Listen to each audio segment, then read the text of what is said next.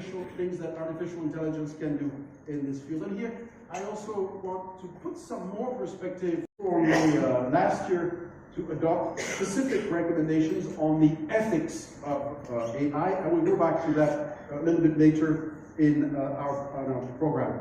In any case, these are also challenges that exist in India, but they're also global challenges. And to get started with our conversation this morning, I would like to invite Mr. Shombi, the UN Resident Coordinator in India, to present the United Nations perspective on the importance of artificial intelligence in relation to the Sustainable Development Goals. Shombi, please, you have the floor. Erik, in kicking off this momentous report here, there, and everywhere, which I think not only sort of presents a bit of an ominous sound, but I think the point, as you mentioned, Erik, is to help demystify what is AI. And I would like to commend UNESCO on this important report. It's extremely timely. Now, if we look back, I think it was 70 years ago that Alan Turing, the famous mathematician, first posited that we would live in a future where machines, intelligent machines, would transform humanity. He came up with the imitation game, the Turing test, which was, at what point could machines actually trick humans into thinking that they're interacting with another human being? And while we're not quite there yet, there is a famous recent case of a Google engineer who believes that their AI has become sentient. And already 3 years ago, MIT engineers were able to produce an AI algorithm that creates believable UN speeches. So you can see that even diplomats are not outside of the reach of AI. But I think that really the important point here is that AI has the potential as a tool to transform much of what we are trying to achieve. Why is this critical? Well, as the Secretary General mentioned in the Transforming Education Summit at the General Assembly just yesterday, education is in crisis.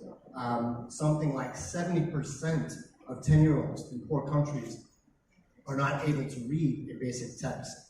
And crises like COVID don't create this trend, but they exacerbate that trend. And even in high-income countries, of course, inequality is an increasingly important concern. So we see that it's actually not about even are you develop low, high income, but inequalities in education is a concern across the board, across the world. Now, the good news is, for example, here in India, the National Educational Policy recognizes tech-based learning as a major component of education and is seeking to deploy increasingly AI applications and automation to support teachers, to support students, to ensure that inclusivity in leaving no child behind is recognized as a priority. And this is so incredibly important, obviously not just for the rights of each and every child, but as India stands at the very beginning of an incredible demographic dividend over the coming several decades, the degree to which India can unleash the potential of the largest youth generation in history, not only obviously will transform India, but will transform the world.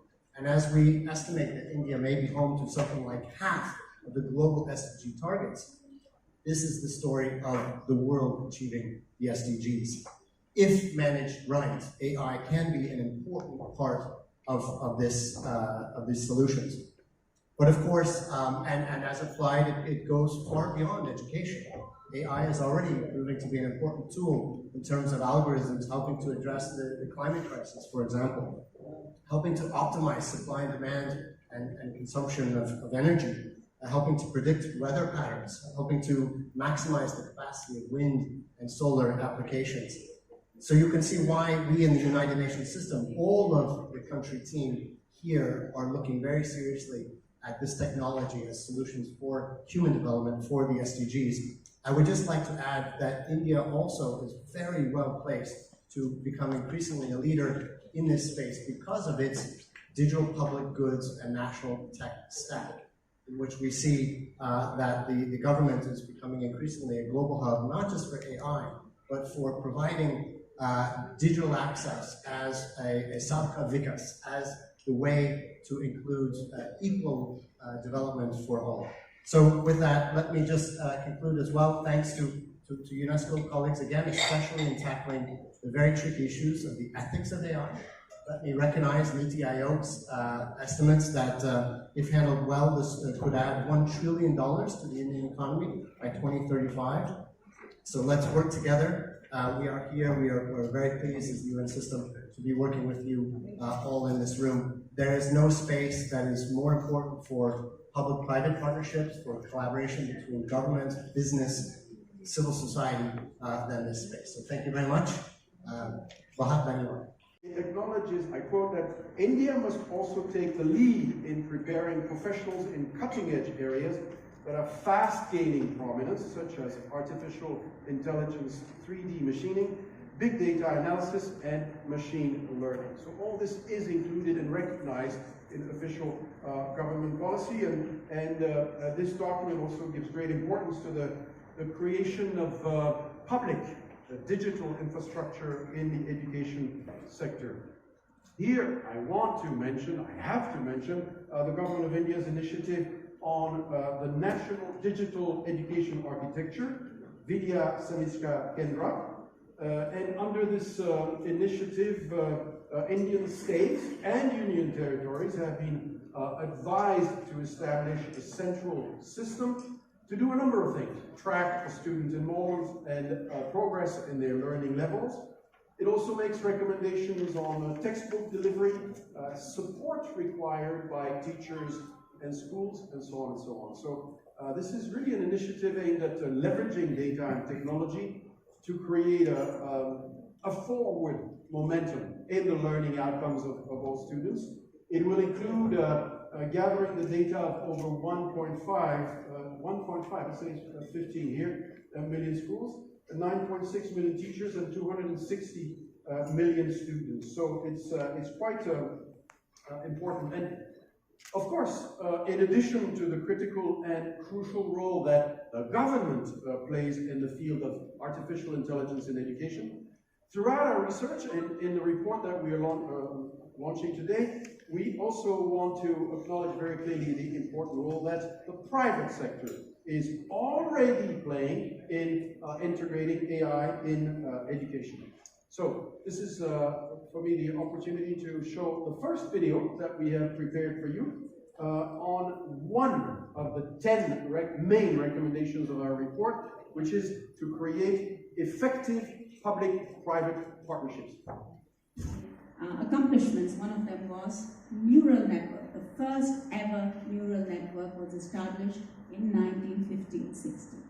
And then came the MITs, which built their NLP in the 60s and 70s. They had Stanford, which built the first robotic systems. So history tells us that the government, the world, during the World War came together to create the need for what was the anti-Enigma. Enigma was a machine that would send messages. Anti-Enigma was built by Turing that would translate those messages. Alan Turing was based out of UK. He was part of the alliance fighting against Germany. So government played a big role. You all know that internet was also initiated through government programs. Then came IBM that actually coined the machine learning. So you see that whenever there is a need, government, academia, and industry comes together. You need innovation. You need innovation to be built into a product, and you need that product to be scaled in presence of a framework. That's why we all need to come together. The second thing I want to, so this was a little bit of a history. Now the second thing I want to tell you is, where are we in the world scene? There's geopolitics, that's hurting us, many of us. There is, natural, biological disasters that just came out from. I hope we are over this COVID. There is a need for industrial revolution to go into the next stage. You all know every 100 years the world has seen a revolution.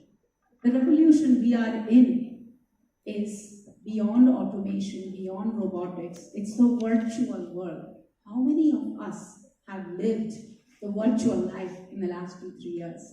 So virtual world is built upon data.